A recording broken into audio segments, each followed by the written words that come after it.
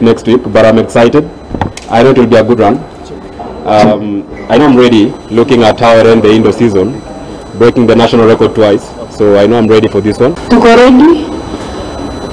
Chance mkuje kwa wingi.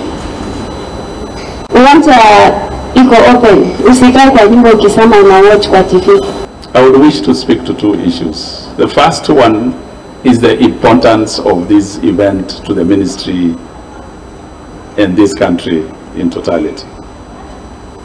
You know, when we started speaking about the Kip Keino Classic, we had not appended the name ABSA. And let me take this opportunity to congratulate ABSA for walking into a space that is going to give them a plus in the business that they are undertaking in this country. Our commitment as ABSA to sports has been dated over the last 10-15 years. As a brand, we believe in supporting sports across different facets. Over the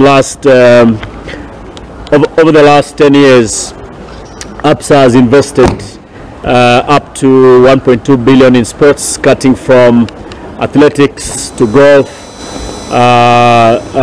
to football, just nurturing the spirit of sports in the country. We remain very committed to continue with this endeavor, and specifically around athletics, which we have now selected as our flagship sporting event to support as a brand. As ABSA, we like to say your story matters, and there's nowhere where you find that coming alive than in athletics, where the young men and women who make the country proud. The profile of brands is made what it is by athletics. All athletics came with something called a world plan. A world plan to make sure that all the athletes get enough competition, they have enough opportunities, and they can earn money.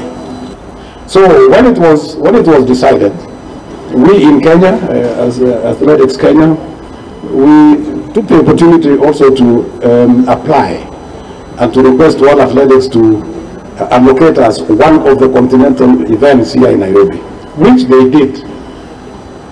And it has been done for the last 5 years, as it has been said here.